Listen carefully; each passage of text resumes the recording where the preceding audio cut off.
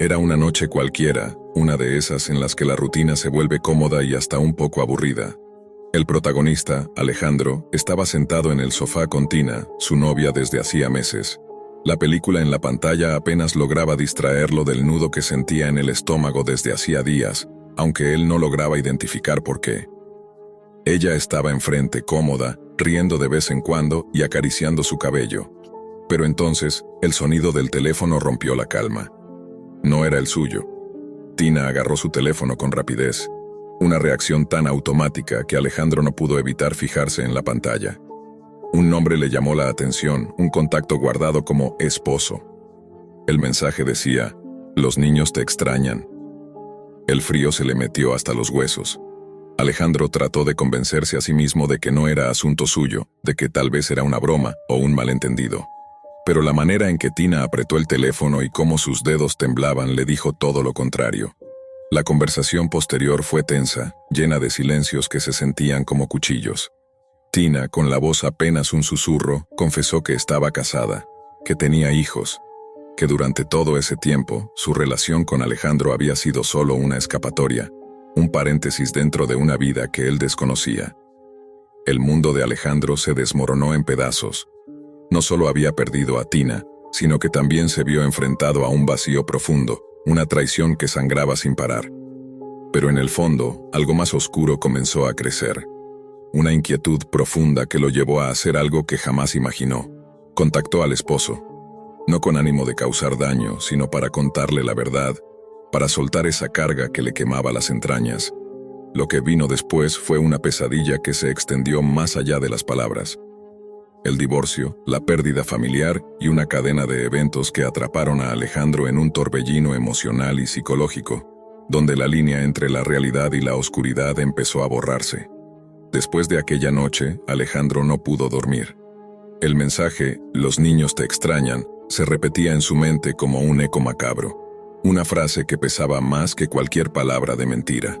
En su habitación, la oscuridad era absoluta. Ni siquiera la luz mortecina de la calle lograba colarse por la ventana. El silencio era tan pesado que sentía que podía escucharse su propio corazón golpeando con fuerza contra su pecho. Decidió levantarse, necesitaba aire, necesitaba pensar. Caminó hacia la cocina, su respiración era errática y sus manos temblaban mientras tomaba un vaso de agua. Pero la calma no llegaba. Por el contrario, cada pensamiento se hundía más en un pozo oscuro. Recordaba los momentos con Tina. Las risas, las caricias, la sensación de estar finalmente vivo después de años de soledad. ¿Cómo podía todo eso ser una mentira? ¿Cómo no había visto las señales? Un escalofrío le recorrió la espalda cuando pensó en los mensajes que había dejado sin responder, las llamadas que ella recibía en silencio, sus escapadas inexplicables. Entonces su teléfono vibró. Era un mensaje nuevo. No era de Tina ni del esposo, sino de un número desconocido. Con manos sudorosas, Alejandro lo abrió. Decía solo una palabra: "sabemos". La sombra de la paranoia comenzó a crecer. Al día siguiente, Alejandro se despertó con un peso extraño en el pecho. En la calle, las miradas parecían esquivar su figura, y en el trabajo, sus compañeros lo miraban con una mezcla de lástima y curiosidad. Nadie decía nada, pero todos parecían saber algo que él ignoraba. Esa noche, decidió ir a la casa de Tina. Quería respuestas, necesitaba cerrar ese ciclo, aunque la verdad le quemara en la garganta. Tocó la puerta con nerviosismo, pero quien respondió no fue Tina, sino un hombre corpulento con mirada fría que lo observó sin decir palabra. "¿Quién eres?", preguntó con voz áspera. "Alejandro". Era novio de Tina. El hombre lo miró con desprecio. "Ella está fuera, mejor vete". Pero Alejandro, impulsado por una mezcla de rabia y desesperación, no se movió. En ese instante escuchó voces desde dentro, gritos apagados, sonidos que no debían estar allí. Un escalofrío le heló la sangre cuando vio a un niño asomarse por la ventana, sus ojos apagados, como sin vida. "¿Quién eres?", preguntó Alejandro con voz temblorosa. El niño solo susurró: "¿Por qué no te fuiste cuando pudiste?". La puerta se cerró de golpe y Alejandro se quedó solo, envuelto en una noche que comenzaba a convertirse en pesadilla. Conforme pasaban los días, los mensajes anónimos se intensificaban. Fotos borrosas de la casa, sombras que parecían observarlo en la calle, susurros que lo seguían hasta en el silencio. El miedo le robaba la razón, y el dolor de la traición se mezclaba con la angustia de no saber si estaba volviéndose loco o si algo realmente oscuro había entrado en su vida. Una noche, despertó sobresaltado al escuchar su nombre susurrado al oído. Miró a su alrededor, pero estaba solo. Sin embargo, la sensación de que alguien o algo lo observaba no desapareció. En la pantalla de su teléfono, un nuevo mensaje. No puedes huir de lo que ya tocaste. Alejandro sabía que estaba atrapado en algo mucho más grande que él, una historia de traición que se había convertido en una sombra que lo perseguiría hasta el final. Los días se volvieron semanas, pero para Alejandro el tiempo parecía dilatarse y contraerse como un latido irregular. Cada noche era una batalla contra el insomnio y contra las sombras que parecían tomar vida propia dentro de su mente y en las esquinas de su casa. Los mensajes anónimos no cesaban. Cada uno llegaba acompañado de detalles inquietantes, fotografías borrosas tomadas desde lejos, imágenes de su ventana iluminada en la penumbra, y a veces fragmentos de conversación captados en la calle, como si alguien lo espiara. El terror no estaba solo en lo que veía, sino en lo que no podía ver, en la certeza de que estaba siendo vigilado. Intentó buscar ayuda, pero nadie parecía creerlo. Cuando mencionaba a Tina y su esposo, las miradas se volvían evasivas, y las preguntas se volvían cortas, como si existiera un pacto silencioso para ignorar lo que sucedía. La soledad se volvió una prisión. Una noche, tras un día agotador en el trabajo, Alejandro regresó a su apartamento y encontró la puerta entreabierta. Su corazón se aceleró, y en el suelo encontró un sobre negro. Lo tomó con manos temblorosas y al abrirlo descubrió fotografías, imágenes suyas, de Tina y del esposo, aparentemente de una reunión que él jamás había visto. Lo más perturbador era una foto en particular, Tina y su esposo en un lugar oscuro, iluminado solo por velas, con una figura difusa detrás que parecía observarlos con ojos rojos. El miedo se volvió visceral. Decidió confrontar a Tina nuevamente, pero esta vez, a través de una llamada que ella no esperaba. «Tina, ¿qué es todo esto?» Su voz era un hilo de desesperación. «Alejandro, no sabes en lo que te estás metiendo», respondió ella, con un tono cargado de advertencia y tristeza. «¿Por qué? ¿Qué está pasando realmente?» Hubo un silencio, largo y denso. «Hay cosas que no puedes comprender, cosas oscuras que hemos intentado mantener alejadas. No solo soy una mujer casada con hijos, hay secretos en nuestra familia, secretos que ni siquiera el esposo conoce del todo. No eres el primero ni serás el último en quedar atrapado en esto». Su voz temblaba. «Por favor, aléjate antes de que sea demasiado tarde». Alejandro colgó, con la sensación de que el mundo que conocía estaba desmoronándose. La duda y el miedo se habían convertido en compañeros inseparables. Esa misma noche, mientras la lluvia golpeaba las ventanas con furia, Alejandro sintió que algo estaba diferente. El aire en la habitación se volvió pesado y las sombras parecían moverse por voluntad propia. En la penumbra, un susurro apenas audible se filtró entre las paredes. «No escapará». El teléfono vibró por última vez esa noche. En la pantalla, un mensaje que congeló su sangre. «Tu vida ya no es tuya».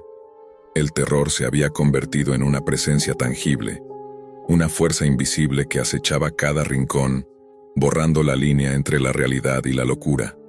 Las semanas siguientes fueron un descenso imparable hacia el abismo. Alejandro empezó a perder el control de su realidad. Las figuras en las sombras ya no se ocultaban, las veía reflejadas en las ventanas, en el rabillo del ojo, incluso en sus sueños más perturbadores. El miedo le robó la paz y la razón. Una noche recibió una llamada inesperada. La voz al otro lado era profunda, grave y poseía un extraño eco, como si viniera de un lugar lejano y oscuro. «Has tocado un mundo que no entiendes», dijo. «Tina y su esposo forman parte de algo que trasciende lo humano.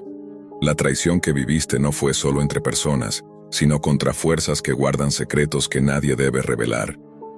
Alejandro sintió un frío helado recorrer su cuerpo. Intentó hablar, pero ninguna palabra salió. «No hay vuelta atrás», continuó la voz. «El precio ya fue pagado, solo queda que elijas, desaparecer en la sombra o convertirte en parte de ella». De repente, el teléfono se apagó. El silencio que siguió fue absoluto. Esa noche Alejandro no volvió a ser el mismo. Su figura se perdió en la oscuridad y su mente quedó atrapada entre el recuerdo de Tina, el mensaje del esposo y un mundo invisible que había irrumpido en su vida. Los vecinos comenzaron a notar que la luz de su departamento ya nunca se apagaba y que a veces escuchaban susurros y golpes que parecían venir de otra dimensión. El esposo de Tina se divorció, pero nunca volvió a ser el hombre que fue. Tina desapareció sin dejar rastro y los niños, como fantasmas, siguieron extrañándola. Y Alejandro se convirtió en un eco de su propia historia, un hombre marcado para siempre por una traición que fue solo el principio de un terror mucho más profundo. No hay una forma sencilla de decirlo. Cuando conocí a Lee, sentí que había encontrado algo raro, especial. No lo típico de conectamos, sino como si nuestros pensamientos hablaran el mismo idioma. Era encantadora, inteligente, profunda. Había algo en su mirada, en cómo escuchaba, como si supiera exactamente lo que yo no sabía que necesitaba. Y eso era lo más aterrador. Todo se fue dando de forma tan natural que nunca me detuve a pensar si algo iba demasiado rápido.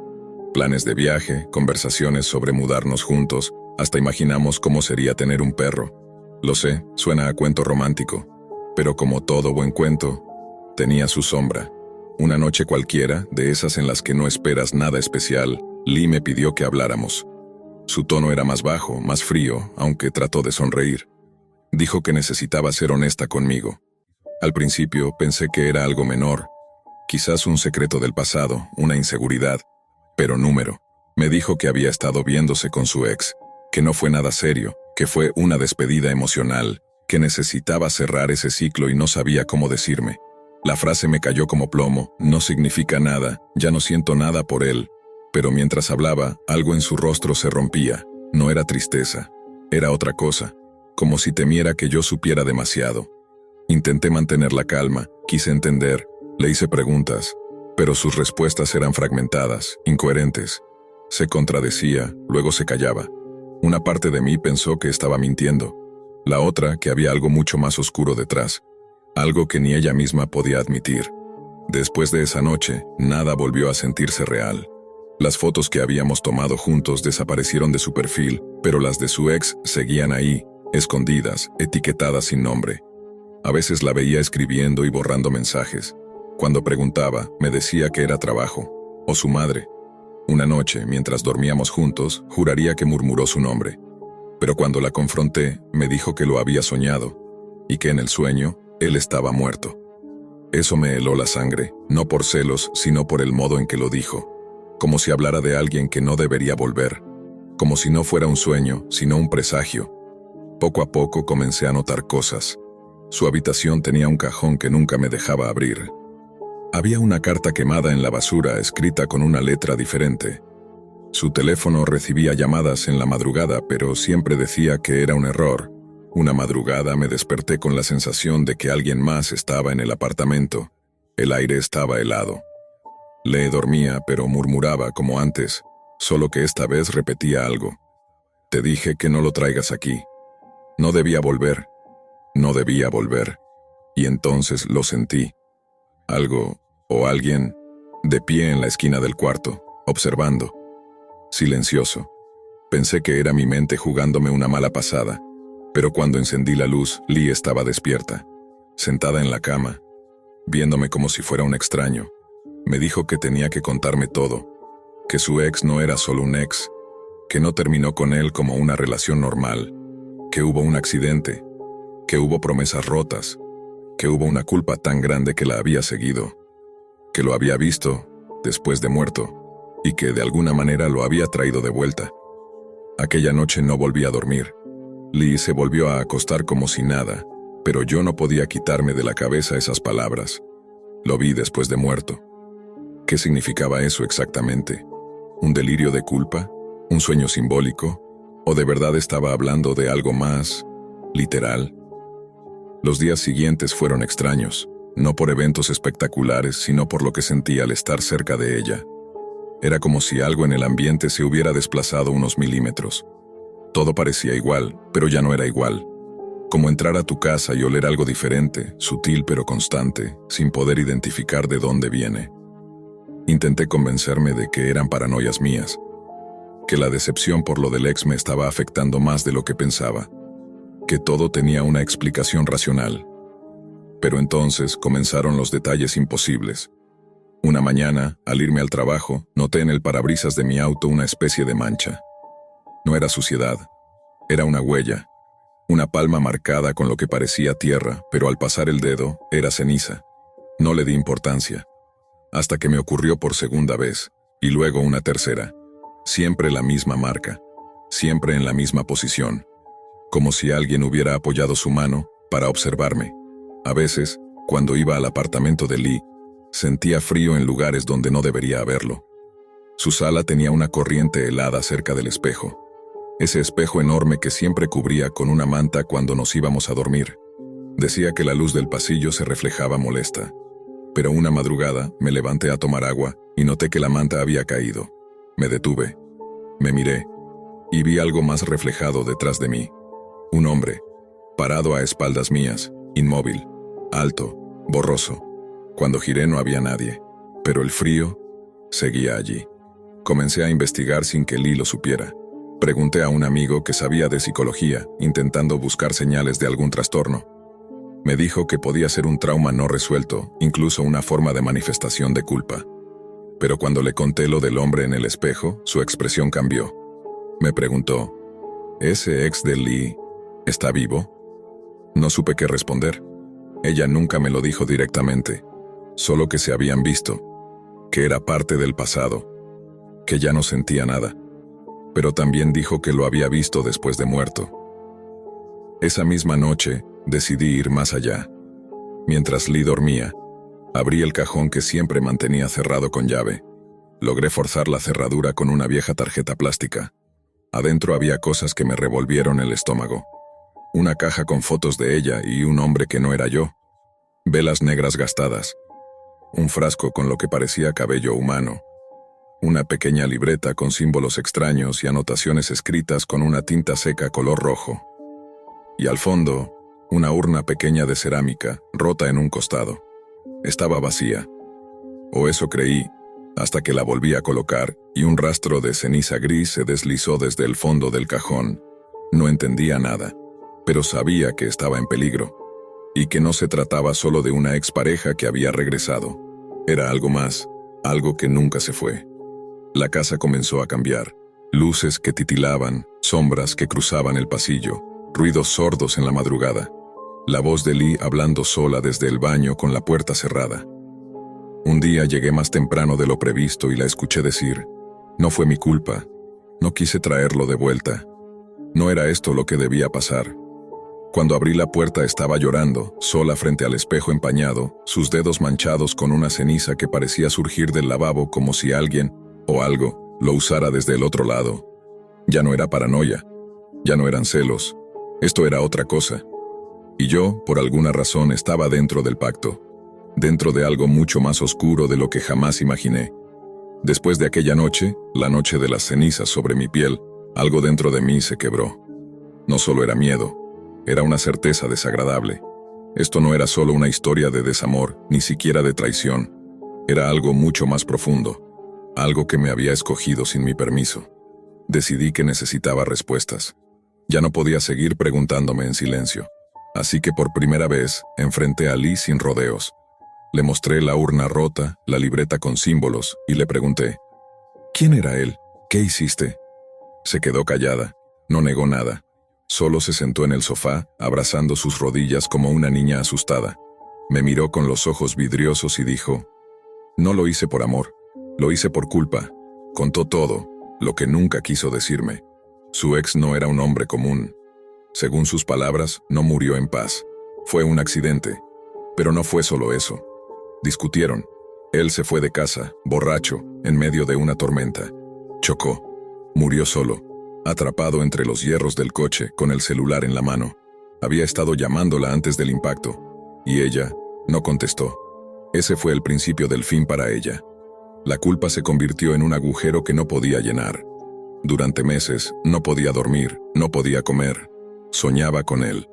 Lo veía en cada esquina, en cada reflejo. Hasta que una noche fue más que un sueño. Dijo que lo vio en el espejo del baño, empapado, cubierto de sangre y ceniza, pero no como un cadáver.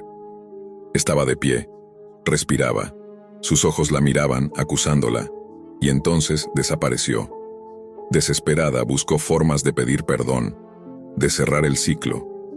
Un antiguo conocido le habló de una práctica espiritual no oficial, algo a lo que no se accede por libros ni por rituales comunes, algo que se encontraba en la red profunda, en los foros de ocultismo y necromancia emocional. Un usuario, solo identificado como Hecate, le enseñó cómo invocar a un espíritu atado al remordimiento, no para traerlo de vuelta en el sentido físico, sino para permitirle cruzar temporalmente y hablar, para que dijera lo que tenía que decir, para darle paz. El problema fue que él no quiso paz. No quería perdón, quería quedarse, y ella lo permitió. «Te juro que solo quería cerrar el ciclo», me dijo entre lágrimas. «Pero cometí un error, el ritual no lo expulsó, solo lo abrió. Y después te conocí. Entonces entendí por qué siempre dudaba, por qué a veces se perdía en sí misma, por qué sus ojos parecían mirar algo más allá de mí. No estaba loca, estaba poseída por el pasado. Desde ese día, las cosas fueron en picada. El apartamento se volvió inhabitable, los focos se reventaban al azar, las puertas se cerraban solas. Una vez, al salir del baño, encontré todas mis fotos con Lee rasgadas sobre la mesa, pero no estaban rotas con tijeras. Estaban quemadas desde dentro, con el papel burbujeado en círculos, como si se hubieran encendido por sí solas desde el centro. Los espejos reflejaban cosas que no estaban ahí. Una vez me vi, pero yo parpadeaba en el reflejo mientras yo no lo hacía. Y lo peor fue una noche, cuando escuché golpes sordos desde el closet. Me acerqué, con el corazón latiendo en la garganta. Puse la oreja y escuché su voz, no la de Lee, no la mía, la suya. Dijo mi nombre. Lo susurró 3 veces. «¿Por qué no te vas? ¿Por qué sigues aquí? Esto es entre ella y yo». Abrí el closet, estaba vacío, pero olía a humedad, a tierra, a sangre vieja. Comencé a enloquecer. Soñaba con él, aunque nunca lo conocí. En las pesadillas veía su rostro, primero como un hombre común, luego desfigurado, con el cráneo abierto, con una sonrisa que no era humana, una sonrisa que parecía pegada con dolor. Una noche lo vi en la calle. Pasó junto a mí como una sombra. Me giré y había desaparecido. Lo más aterrador fue una carta que encontré bajo la puerta de mi departamento. No estaba escrita a mano. Estaba hecha con palabras recortadas de revistas, como en los viejos filmes de secuestro. Decía: «Ella es mía, tú fuiste solo un error en el guión. Intenté huir, empacar, irme, pero Lee me lo impidió, no físicamente, emocionalmente. Me dijo que si me iba, él vendría por mí, que yo ya formaba parte del lazo, que lo había mirado a los ojos en el sueño, que eso lo conectaba. Le grité que estaba enferma, que todo esto era su culpa, que nunca debió jugar con la muerte. Pero ella no lloró, ni se enojó. Solo me miró con compasión y dijo: «A veces el amor no muere, solo cambia de forma». Y en ese momento, las luces se apagaron. Y él volvió. La oscuridad que llenó el apartamento esa noche no fue una simple falta de luz, era densa, pesada, como si el aire se hubiera convertido en ceniza invisible. Escuché a Lee respirar con dificultad. No la veía, pero sabía que estaba allí, a unos pasos, y entre nosotros estaba él. Una figura surgió de la penumbra, alta, distorsionada, envuelta en una sombra que no parecía proyectada por nada físico. Tenía la forma de un hombre, pero sus movimientos eran antinaturales, como si el cuerpo no supiera cómo ser humano. Cuando su rostro se volvió hacia mí, sentí una oleada de frío que me cortó la piel. No tenía ojos, solo 2 cavidades húmedas que parecían supurar rabia. Su boca se abrió, y lo que salió no fue una voz. Fue un susurro hecho de muchos, como si miles de murmullos se amontonaran, arañando mi mente. «¿Por qué estás aquí?» Intenté moverme, gritar, huir, pero no podía. Algo me sujetaba, algo más fuerte que el miedo. Lee apareció a su lado, con los ojos enrojecidos, la piel pálida, como si llevara días sin comer, sin dormir, sin estar viva del todo. «Tienes que irte», me dijo. «Él no te dejará en paz mientras estés cerca. Te marqué sin querer, al intentar olvidarlo. Le supliqué que se viniera conmigo, que escapáramos, pero negó con la cabeza. No puedo. Él está atado a mí, y yo a él. El error no fue invocarlo, fue amar a alguien más antes de que se fuera del todo. Tú fuiste el desencadenante, nunca debí dejarte entrar. Y entonces entendí. Yo no era la víctima, yo era el intruso. Había roto un equilibrio enfermo entre una mujer y un fantasma que se negaba a soltarla. Y ahora, ese espectro quería algo a cambio. La figura se acercó más. Estaba a 100 centímetros. Sentí su aliento podrido. Su piel goteaba como si aún estuviera fresco, recién sacado de una tumba. Dame lo que me quitaste. No entendí. Hasta que Lee me miró con lágrimas negras resbalando por su rostro. Lo único que me amó más que a mí fue su vida, y ahora quiere la tuya a cambio. La siguiente escena es fragmentada en mi memoria. Un grito, un golpe sordo, la sensación de caer, un dolor punzante en el pecho, oscuridad. Cuando desperté, estaba en el hospital. Dicen que un vecino escuchó el estallido de cristales y llamó a emergencias. Me encontraron desangrándome en el pasillo del edificio, con una herida profunda en el hombro y marcas de dedos en el cuello. Lee desapareció. Su apartamento estaba vacío. No quedaba nada, ni muebles, ni fotos, ni rastros de su existencia. La policía asumió que se fugó. Yo no dije nada. ¿Qué iba a explicar? ¿Que fui atacado por el espíritu del exnovio de mi pareja? Desde entonces, mi vida no volvió a ser la misma. No duermo más de 3 horas.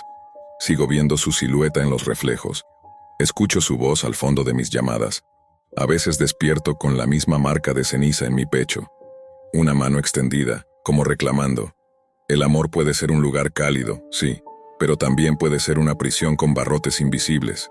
Y algunos fantasmas no están muertos, solo están esperando que alguien más ame a quien ellos no pudieron dejar ir. Los días siguientes a descubrir la cámara dentro del peluche fueron una espiral descendente. Al principio pensé en ir directamente a la policía, pero ¿cómo lo explicaba? ¿Un osito con una cámara? ¿Un regalo romántico convertido en un instrumento de vigilancia? ¿Y si no me creían? ¿Y si decían que lo había colocado yo? Mi mundo se volvió más silencioso, más inquietante. Comencé a mirar el departamento con otros ojos. Cada rincón, cada objeto, cada reflejo se volvió sospechoso. Empecé a desconfiar de mis propias paredes, de mi intimidad. Ya no podía cambiarme frente al espejo sin sentirme observada. Ya no dormía con la luz apagada. De hecho, apenas dormía. El osito lo metí en una caja, lo envolví con toallas viejas y lo guardé en el armario más alto de la casa. Pero aún así, sentía que me miraba. Como si su presencia siguiera flotando en el aire. Como si esa lente invisible hubiese dejado una huella en mi mente. Intenté hablar con Nemo una vez más. No cara a cara. No podía soportarlo. Le mandé un mensaje. Si tú no pusiste esa cámara, dime quién lo hizo. Tardó más de 1 hora en responder. Cuando lo hizo, su mensaje fue simple. Te estás volviendo loca. Deja de inventar cosas. Y eso fue todo. Bloqueó mis llamadas después de eso. Ahí supe que estaba sola. Decidí revisar todos los regalos que me había dado. Ropa, joyería barata, libretas, incluso un cargador portátil. Todo. Desarmé uno por uno. No encontré nada más. O eso pensé. Una noche, mientras intentaba relajarme, el cargador que él me había regalado se encendió solo, sin estar conectado a nada. Una luz azul parpadeó. Nunca lo había visto hacer eso. Y entonces sentí un frío en el pecho. Lo desarmé también. Dentro, escondido entre los circuitos, había un pequeño chip de almacenamiento. No era un cargador común. Era un dispositivo espía. Me quedé inmóvil. Era real. Todo era real. Corrí al baño, me encerré, me senté en el suelo frío con las rodillas pegadas al pecho. Lloré en silencio durante horas. El terror ya no era solo paranoia, era certeza. Había sido vigilada, grabada, estudiada. ¿Durante cuánto tiempo? ¿Desde cuándo cada gesto mío había sido almacenado en algún lugar? ¿Cuántas noches pensó que yo dormía tranquila mientras él me espiaba sin que yo lo supiera? En medio de esa angustia, una idea me cruzó como un rayo. ¿Y si aún me estaba viendo? No tenía pruebas de que solo hubiese sido el osito y el cargador. ¿Qué tal si había otros dispositivos? ¿Qué tal si cada vez que hablaba en voz alta, él me escuchaba? Esa noche desenchufé el internet, apagué mi celular y revisé absolutamente todo de nuevo: los enchufes, la lámpara de noche, incluso la base de mi cepillo de dientes. Cada tornillo me parecía un ojo, cada sombra una amenaza. No podía confiar en nadie. No quería contarle a mis amigos, no por vergüenza, sino por miedo. Si él había sido capaz de esto, ¿de qué más podría ser capaz? ¿Y si me estaba siguiendo? Empecé a tener la sensación de que alguien me observaba en la calle. Un auto negro estacionado por tercera vez frente a mi edificio me hizo entrar en pánico. Dejé de salir sola. Instalé una cerradura nueva. Puse cinta adhesiva sobre la cámara de mi laptop. Dormía con un cuchillo bajo la almohada. La vida se había transformado en un constante estado de alerta, y aún así no lograba sentirme segura. Cada noche, antes de intentar dormir, me quedaba viendo al armario donde había encerrado al osito.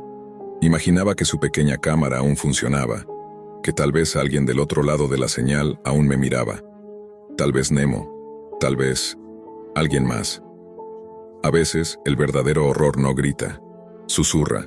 Se esconde en lo cotidiano, en los ruidos del refrigerador por la noche, en el parpadeo irregular de una luz, en la vibración suave de un teléfono que no debería sonar. Eso era ahora mi vida. Un espacio donde el silencio era sospechoso, y cada sonido parecía tener intención. Pasaron los días y con ellos, la cordura comenzó a resquebrajarse. Cometía errores en el trabajo, olvidaba apagar las luces, no comía. Los mensajes de mis amigos quedaron sin respuesta. Inventaba excusas. No podía dejar entrar a nadie a mi mundo, porque ya no era mío. Sentía que cada rincón estaba marcado. Decidí irme unos días a casa de mi tía en las afueras. Una casa vieja, con paredes gruesas y sin conexión a internet. Pensé que ahí podría dormir tranquila. Pero no fue así. La primera noche, mientras me duchaba, juré escuchar un clic metálico. Me envolví en la toalla de inmediato. Revisé la regadera, el espejo, la repisa. Nada. Pero el sonido seguía retumbando en mi cabeza, como un eco de lo que no podía probar. La paranoia había dejado de ser un visitante. Ahora vivía conmigo. Empecé a tener pesadillas. En una de ellas, el osito caminaba por la casa, con sus patas pequeñas y torpes, mientras su ojo de cámara brillaba en la oscuridad como una luciérnaga enferma. Me veía dormir. Me susurraba cosas que no podía entender. Y cuando me acercaba, ya no era Nemo quien estaba al otro lado. Era algo más. Al despertar jadeando, encontré el osito sobre mi almohada. Yo lo había dejado encerrado en casa, bajo llave. Me atraganté con el aire, grité, me levanté y lo arrojé contra la pared con todas mis fuerzas. Mi tía corrió a la habitación. Le dije que había tenido una pesadilla, pero no le conté la verdad. ¿Cómo hacerlo sin que pensara que estaba perdiendo la cabeza? Después de eso, supe que no podía esconderme. Debía enfrentar esto. Volví a mi departamento. Estaba decidida a entender quién me había espiado. Si Nemo no fue, ¿quién más tenía acceso? Me puse a revisar los registros de compras en línea.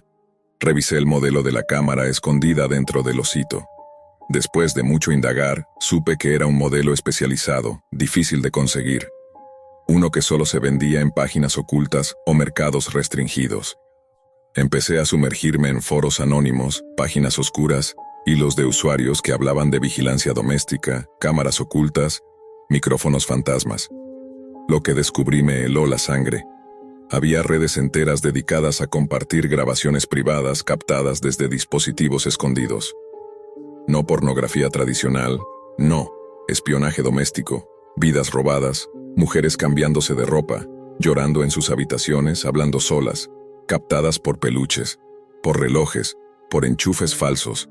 La etiqueta de muchos videos decía simplemente, regalo de él. Mi estómago dio un vuelco. Sentí náuseas, sentí rabia y miedo, porque entendí algo que hasta ese momento había evitado pensar. No era solo Nemo. Era algo más grande. Alguien le había dado ese osito, o él lo compró a sabiendas de lo que era, pero en cualquier caso, él lo sabía, y eso hacía todo aún más monstruoso. Decidí seguir la pista del chip encontrado en el cargador.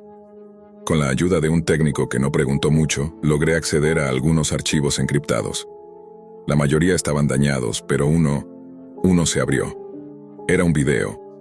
Una grabación nocturna. Yo, en mi cama, dormida. El ángulo desde la repisa del librero, justo donde solía colocar al oso antes de dormir. La imagen era nítida. Se me veía respirar, cambiar de posición, murmurar en sueños. La fecha del archivo, 2 semanas después de haber recibido el peluche. No lloré, no grité. Me quedé ahí mirando mi propia imagen captada en secreto. Esa noche no dormí.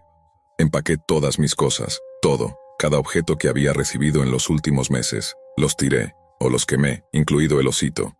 Lo vi derretirse en una cubeta de metal bajo la llama azul del encendedor. Su cuerpo se deformaba. El ojo cámara hizo un pop mientras estallaba en burbujas negras. Pensé que con eso me sentiría libre, pero no fue así.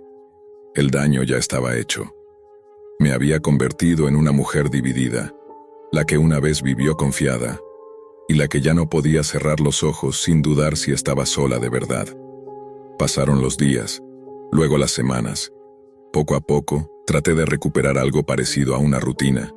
Me mudé a otro apartamento, en otra zona, con vecinos nuevos y cerraduras reforzadas. Cambié de número, de trabajo, de corte de cabello.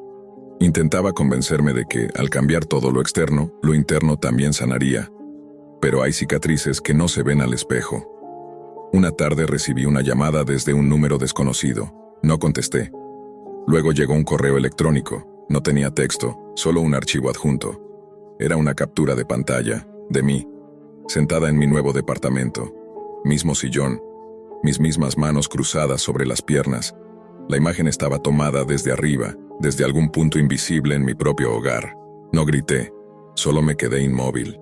El terror ya no era una explosión, era una certeza silenciosa. Nunca había dejado de ser observada. Llevé la imagen a la policía. Esta vez me escucharon, investigaron. La dirección IP del remitente estaba oculta detrás de varias capas. Técnicas sofisticadas, lo que parecía una historia de abuso doméstico se convertía en algo más, una red, una operación anónima. Nemo fue citado, interrogado, negó todo. No pudieron retenerlo. No había pruebas directas, pero yo lo sabía, él sabía. Nunca volví a verlo, pero cada vez que salgo, cada vez que paso frente a una tienda de juguetes o veo un peluche en la vitrina, siento cómo se me tensa la espalda. La intimidad es un lujo que ya no me pertenece. Y lo más espeluznante es esto. Una parte de mí sigue preguntándose si ese oso espía fue realmente el primero. Y si fue solo el único que encontré. Todo comenzó con una conversación común en una app de citas.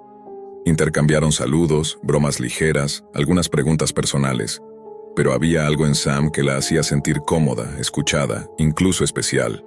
Era como si pudiera leer entre líneas, responder justo lo que ella necesitaba oír, como si la conociera de antes. En cuestión de días, los mensajes se volvieron constantes.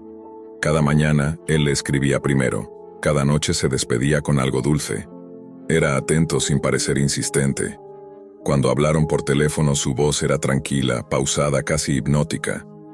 Y cuando se vieron en persona, todo pareció confirmar lo que ella había imaginado. Era encantador, magnético, tal vez demasiado perfecto. La cita transcurrió sin sobresaltos. Pasearon por una galería, tomaron café, se rieron con facilidad. Él recordaba detalles de las conversaciones que incluso ella había olvidado. Que prefería el latte sin canela, que le daban miedo los perros grandes aunque le gustaran, que había tenido insomnio en su adolescencia. Cosas pequeñas pero muy precisas. Le preguntó si quería que la llevara a casa. Ella dudó un momento, pero aceptó. El clima era agradable, y Sam parecía inofensivo. El auto era limpio, sonaba buena música, y la charla seguía fluyendo. Hasta que él giró en una dirección distinta. Pensé que íbamos por aquí, dijo ella, mirando por la ventana, reconociendo que se alejaban del centro. Solo quiero mostrarte un lugar, respondió él con una sonrisa tranquila. No está lejos, te va a gustar. Ella intentó no sonar alarmada. Tal vez era solo una sorpresa. Tal vez él era uno de esos tipos espontáneos que quieren impresionar con una vista escondida. Pero cuando pasaron por una zona industrial abandonada, sin farolas ni casas alrededor, su cuerpo comenzó a tensarse. El silencio se volvió espeso. Él hablaba como si nada, sobre cómo sentía una conexión especial, sobre cómo era raro encontrar a alguien que realmente lo entendiera. Mencionó que llevaba tiempo buscando a alguien como ella. Y entonces empezó a decir cosas que ella no recordaba haber compartido. Que su madre había tenido una crisis nerviosa cuando ella tenía 8 años, que le gustaba leer antes de dormir, aunque sus libros estuvieran guardados en una caja, que había estado en terapia, pero no lo había contado a nadie. ¿Cómo sabes todo eso?, preguntó ella, la voz quebrada por la confusión. Solo... Te escucho, contestó él. Más de lo que crees. El corazón le golpeaba el pecho con fuerza.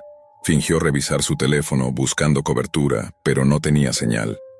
Cuando intentó abrir la puerta del auto discretamente, descubrió que estaba bloqueada. Intentó la otra, igual. Miró la ventana, pensó en gritar, pero la calle estaba muerta. Ni un coche, ni una luz, ni una persona. Solo él y su voz cada vez más calmada, más peligrosa. No quiero hacerte daño, dijo. Pero no entiendo por qué me tienes miedo. Solo quiero que estemos juntos. ¿No lo sientes también? El miedo se volvió parálisis. Cada palabra suya tenía un peso que la hundía más. Por dentro gritaba, por fuera fingía que aún tenía control. Se obligó a sonreír, a decir que todo estaba bien, que podía hablar, pero tal vez en otro momento. Que quería ir a casa. Poco a poco, sin mostrar desesperación, logró que él girara de nuevo hacia la ciudad. No supo si fue su tono calmado, su estrategia, o simplemente suerte. Pero eventualmente llegaron a una zona con tráfico y logró abrir la puerta justo cuando se detuvieron en un semáforo largo. Corrió sin mirar atrás. No supo si él la siguió, si intentó buscarla. Solo corrió hasta llegar a una tienda, donde llamó a una amiga para que fuera por ella. No contó la historia completa. Solo dijo que algo raro había pasado, que estaba asustada, que no quería volver a usar apps de citas por un tiempo. Pasaron unos días. Bloqueó a Sam en todas partes. Cambió algunas contraseñas. Se sentía paranoica, nerviosa. Dormía mal.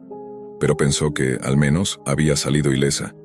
Hasta que una noche, mientras revisaba redes sociales desde una cuenta falsa que usaba para ver páginas de arte sin distracciones, se topó con algo.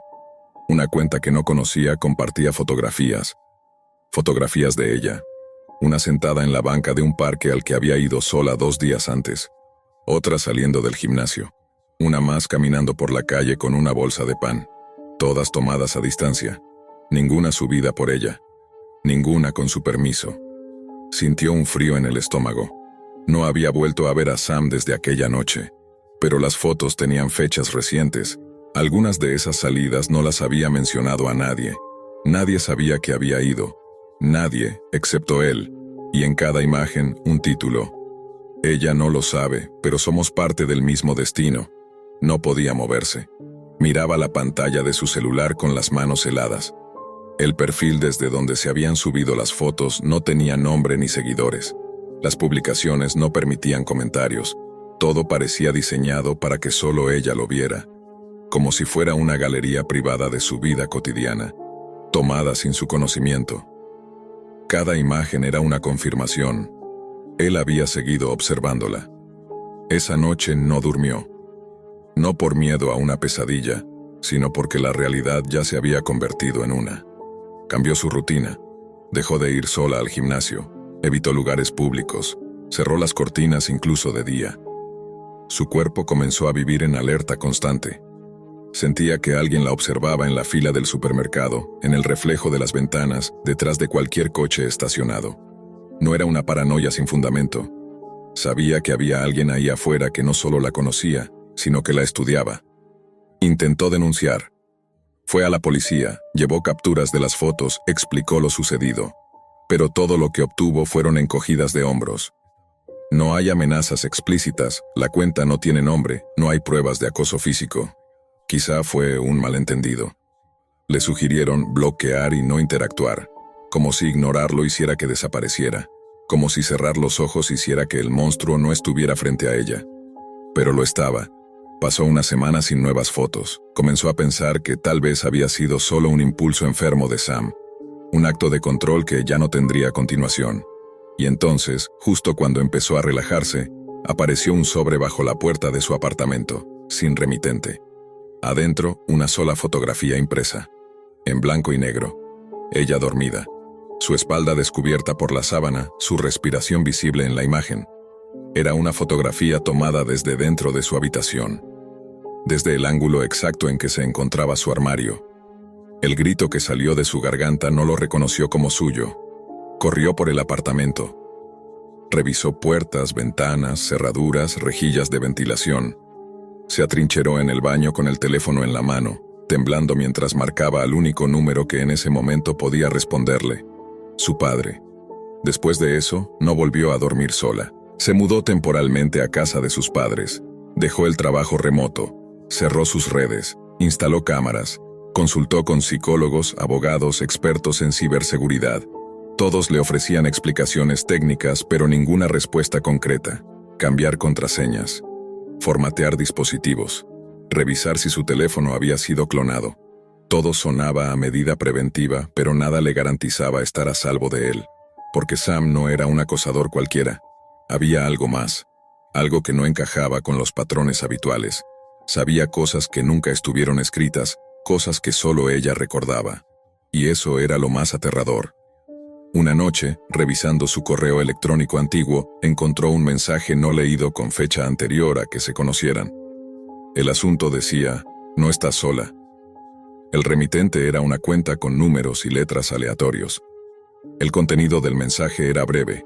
Una cita de un libro que ella solía leer de niña, uno que jamás mencionó en ningún perfil ni conversación. El mensaje terminaba con una frase escrita en mayúsculas: cuando te encuentre, todo será como debe ser. Volvió a sentir esa presión en el pecho, esa asfixia silenciosa. Y en el fondo, muy en el fondo, algo más. La certeza de que esto nunca había sido una simple coincidencia, ni una cita que salió mal. Sam no la había encontrado por azar. Sam la había estado buscando desde mucho antes de que ella supiera su nombre. Los días siguientes los vivió como si estuviera atrapada en una niebla espesa. Desconfiaba de todos, incluso de su propio reflejo. Cada movimiento se sentía observado. Cada esquina podía esconder una cámara. Cada rostro en la calle podía ser una máscara. Pero no podía seguir viviendo así. Decidió hacer algo que no había considerado antes: buscarlo. No por curiosidad, sino porque sentía que hasta que no mirara el miedo a los ojos, nunca podría recuperar su vida. Con ayuda de un amigo experto en ciberseguridad, rastrearon algunas pistas desde la cuenta falsa donde él había publicado las fotos. Aunque Sam era cuidadoso, cometió un error. Una imagen subida tenía metadatos activados. La coordenada GPS apuntaba a las afueras de la ciudad, una zona rural con terrenos baldíos y casas abandonadas. Contra toda lógica, ella fue. No sola. Llevaba a su amigo y un policía retirado de confianza. Llegaron al lugar un sábado por la tarde, justo antes del anochecer. El aire estaba inmóvil. Los pájaros no cantaban. Un silencio opresivo los envolvía, como si el terreno mismo supiera lo que había ocurrido allí. Entre matorrales y árboles secos, encontraron una cabaña pequeña, casi cubierta por la maleza. La puerta estaba cerrada con una cadena oxidada, pero sin candado. La abrieron. Y adentro, el horror. Una especie de altar hecho con fotos impresas, todas de ella, desde diferentes momentos de su vida. De niña, adolescente, adulta. Algunas claramente escaneadas de redes sociales antiguas. Otras, tomadas en secreto. Algunas, imposibles. Una foto en la que tenía 5 años, sentada en la playa con su madre. Otra en la que dormía en su habitación a las 15. Ninguna de esas imágenes podía haber sido tomada por Sam, al menos no en el tiempo que decía conocerla. Había velas derretidas, notas escritas con frases obsesivas, fragmentos de conversaciones reconstruidas palabra por palabra, dibujos a mano de su rostro, copias de llaves, una réplica exacta de su habitación hecha con cartón y tela. Y en un rincón, un cuaderno. Ella lo abrió con las manos temblorosas. En la primera página, escrito con letra firme: Sam no existe. Lo que siguió fue una mezcla de confesión y delirio. Un texto largo y perturbador que hablaba de un proyecto, de una prueba, de una observación directa de vínculos emocionales reales. Al parecer, ella había sido seleccionada desde pequeña. La conexión con Sam había sido diseñada, ensayada, perfeccionada. No era el único perfil que habían usado para acercarse. El nombre había cambiado muchas veces, pero el propósito era el mismo: observarla, controlarla. estudiar cómo reaccionaba al apego, al miedo, al trauma. Sam era solo una fachada. Detrás había algo más. Una secta, un experimento, una red oculta. Nunca lo supieron con certeza. Lo único claro es que su vida había sido manipulada desde las sombras. La policía abrió una investigación, pero no encontraron a nadie. No había huellas, ni ADN, ni pruebas físicas que conectaran a Sam con una identidad real. El lugar fue desalojado y destruido por orden judicial. Pero eso no le devolvió la paz, porque semanas después llegó un nuevo paquete por correo, sin remitente, con una sola cosa adentro, una USB, y al conectarla, un único archivo, un video, tomado desde una cámara fija. Mostraba su nueva habitación, grabada de noche, ella, dormida, y una figura en la esquina, quieta, sin moverse, sin rostro visible. Y al final del video, un mensaje. Esto nunca fue una cita, fue un encuentro programado, y aún no termina. Desde entonces, ella duerme con las luces encendidas. Y aunque cambió de ciudad, de nombre y hasta de rostro, nunca volvió a sentirse a salvo. Porque sabe que él, o lo que sea que estaba detrás, sigue allí, observando, esperando, muy cerca, demasiado cerca. Todo comenzó con una conexión instantánea. Sara era todo lo que él pensaba que necesitaba. Inteligente, amable, con una voz suave que parecía calmar cualquier tormenta interna. Su apartamento era un reflejo de su personalidad. Pulcro, minimalista, con ese aroma tenue a lavanda que parecía flotar en cada rincón. Pero había una sola cosa que no encajaba. Una puerta.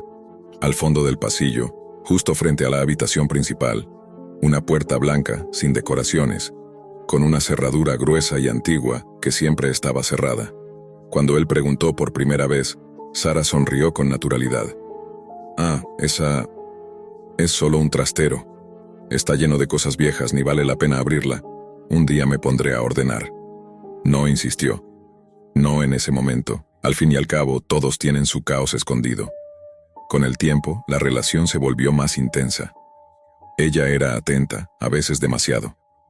Recordaba cosas que él no había contado claramente. Su comida favorita de la infancia, la canción que lo hacía llorar, el perfume exacto que usaba su madre. A veces pensaba que simplemente era muy perceptiva, hasta que empezó a aparecer otra cosa. Una especie de anticipación inquietante, como si supiera más de él de lo que él mismo entendía. Un día, mientras él salía de la ducha, encontró sobre su cama una copia exacta de un cuaderno que él solía usar de niño. Viejo, de tapas azules. Lo miró, sorprendido. ¿Dónde encontraste esto?, preguntó. Sara parpadeó, confundida.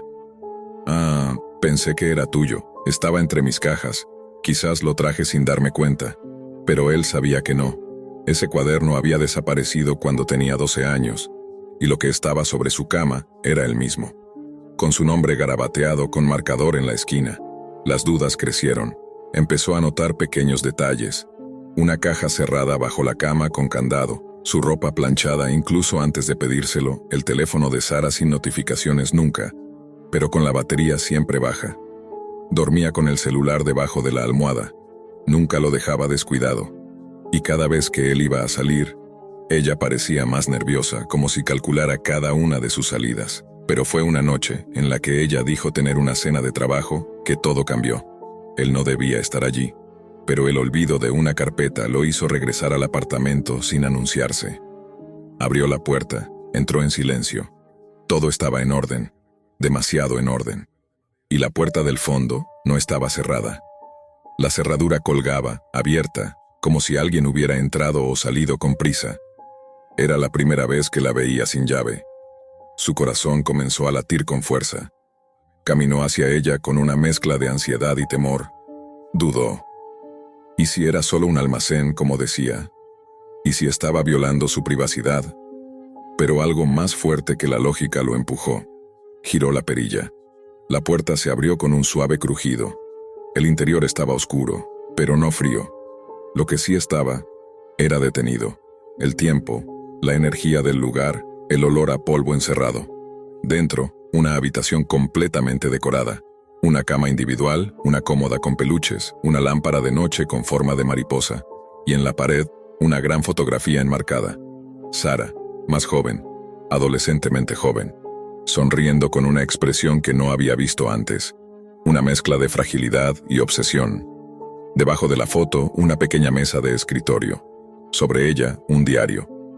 Él se acercó lentamente. Lo abrió con manos temblorosas. Las primeras páginas eran inocentes, listas, pensamientos sueltos, dibujos. Pero conforme avanzaba, el contenido se volvía más intenso. Fechas, nombres, seguimientos. Cada página parecía centrarse en alguien diferente, hasta que llegó a las páginas que llevaban su nombre. Decenas de ellas. Hoy me miró diferente. Le gusta el café con leche, sin azúcar. Usa esa camisa azul cuando quiere estar cómodo. Ríe cuando está incómodo. Es adorable. Solo necesito asegurarme de que se quede. Si puedo mantenerlo conmigo, nunca estaré sola de nuevo. Las palabras parecían saltar del papel, como si gritaran una verdad que él no quería aceptar. Sara no lo amaba, Sara lo vigilaba. Sara lo tenía fichado, como un proyecto, como un trofeo, como un objeto de necesidad emocional. No era una relación, era un encierro emocional disfrazado de romance. En ese momento escuchó la puerta de entrada cerrarse con un clic seco. Ella había vuelto, el corazón le latía como un tambor desbocado. Cerró el diario de golpe, sus manos sudaban. El silencio de la habitación ahora se sentía como una presión en los oídos. Todo en ese cuarto tenía un aura de obsesión. Pequeños recuerdos plastificados, flores secas entre páginas, una vela derretida con su inicial tallada. Era como un santuario construido para alguien que aún no estaba muerto, pero que tampoco tenía escapatoria. Los pasos suaves se oyeron fuera del cuarto. Tacones, lentos, medidos. Sara estaba caminando por el pasillo. Él reaccionó al fin. Dejó el diario en su sitio, salió de la habitación cerrando la puerta con cuidado. Demasiado tarde para fingir que no había entrado, pero aún con la ilusión de que tal vez ella no notara, y se dirigió a la cocina. Se sirvió agua con manos temblorosas intentando normalizar su respiración. ¿Volviste temprano?, dijo ella desde la entrada. Sí, olvidé una carpeta, respondió sin voltear. Sara se acercó lentamente. Su perfume lo envolvió antes que su presencia física. Estaba sonriendo. Una sonrisa tan perfecta que parecía ensayada. Una sonrisa que antes le encantaba y que ahora lo ponía en alerta. ¿Y la encontraste? Sí, estaba en la sala. ¿No abriste esa puerta, verdad?, preguntó con una voz suave, demasiado suave. Él negó. No respondió de inmediato. Solo negó con la cabeza mientras tomaba un sorbo de agua. No supo si ella creyó la mentira, pero tampoco insistió. La noche fue tensa. Ella actuó normal, demasiado normal. Le sirvió la cena como siempre, rió con sus bromas como si nada hubiera cambiado. Pero cada vez que él dejaba de mirarla, sentía su mirada fija, como si tratara de leerle la mente. Como si supiera, como si esperara una reacción. Él no durmió esa noche. Esperó en silencio. Fingió estar profundamente dormido cuando ella se metió en la cama. Sintió cómo su cuerpo se acomodaba junto al suyo, demasiado cerca. El calor de su respiración en el cuello, la forma en que sus dedos rozaban su muñeca de forma casi imperceptible, como si midiera su pulso. Apenas el cielo empezó a aclarar, se levantó en silencio. No se duchó, no se cambió. Solo tomó lo básico y salió. Bajó las escaleras del edificio con la adrenalina marcando cada paso. Ya en la calle sintió el aire fresco por primera vez en semanas, como si acabara de escapar de una jaula, como si por fin pudiera respirar. Pero el alivio no duró. Pasaron los días, cambió de apartamento, de número, de ciudad, pero la paranoia se instaló como un huésped permanente en su mente. Revisaba 2 veces las cerraduras, tapaba las cámaras de su laptop. Miraba de reojo en la calle cada vez que sentía una presencia detrás. Hasta que una noche, revisando sus redes sociales, encontró algo que lo dejó helado. Una cuenta nueva, sin nombre, sin publicaciones, pero con una sola foto de perfil, una foto suya, tomada desde una ventana, desde afuera. Él estaba dentro, dormido, y entonces entendió. Sara no había cerrado la puerta, no por descuido, la había dejado abierta, para que supiera lo que pasaba si pensaba en irse. No había manera de negarlo. Era él, dormido en su nueva cama, con la misma camiseta gris que había usado la noche anterior. La persiana entreabierta dejaba entrar una rendija de luz, justo como en su habitación. Era una foto reciente, muy reciente. Lo primero que hizo fue revisar puertas, ventanas, cerraduras. Todo estaba cerrado. O eso pensaba. Luego revisó su celular, buscando rastros, aplicaciones extrañas, permisos activados sin su consentimiento. Nada, el teléfono parecía limpio. Pero algo dentro de él sabía que no se trataba de tecnología. No con Sara. Intentó denunciar, fue a la policía. Contó lo que sabía, lo que había descubierto, pero no había pruebas suficientes, y el tono con el que relataba la historia, la habitación, el diario, la fotografía, solo hizo que lo miraran con escepticismo. ¿Tiene alguna evidencia de que ella haya entrado aquí?, le preguntaron. La foto, dijo él. ¿Y cómo sabe que la tomó ella? No supo qué responder. Una noche, semanas después, alguien tocó a la puerta. 3 golpes secos. No esperaba a nadie. Miró por la mirilla. No había nadie. Pero en el suelo, frente a la puerta, había una caja pequeña, una caja blanca con un lazo rojo, como de regalo. No la abrió, ni siquiera la tocó, la dejó allí. Se encerró en su cuarto, puso el seguro y no durmió. Por la mañana, la caja ya no estaba. Desde entonces comenzó a encontrar cosas fuera de lugar, objetos que no recordaba haber comprado. Un libro en su estante con una dedicatoria que no reconocía, una taza con su inicial, igual a una que tenía en casa de Sara. Se convenció de que ella seguía entrando. No sabía cómo, pero lo hacía. La sensación de ser observado se volvió constante. Hasta en sueños la sentía. Y cada vez que despertaba en medio de la noche, su mente proyectaba una imagen. Ella sentada al pie de la cama, sonriendo en la oscuridad. El miedo dejó de ser un evento. Se convirtió en el ambiente. Un día, intentó confrontarla. Volvió al edificio donde ella vivía. Tocó la puerta. Nadie respondió. Un vecino le dijo que Sara se había ido hacía días, que el apartamento estaba vacío. La policía confirmó que el lugar había sido desocupado, pero al entrar, la habitación secreta ya no existía. Solo una pared lisa, sin rastro de puerta, como si nunca hubiera estado allí, como si todo lo que vivió hubiese sido una alucinación. Pero entonces, ¿por qué aún la veía en la calle, entre la gente? ¿Por qué seguía encontrando notas con su letra dentro de libros que no había abierto? ¿Por qué cada vez que intentaba olvidar, algo se lo impedía? Sara no necesitaba tenerlo encerrado en una casa. Lo había encerrado en su mente. Lo había convertido en su obsesión, y con eso se había asegurado de nunca estar sola.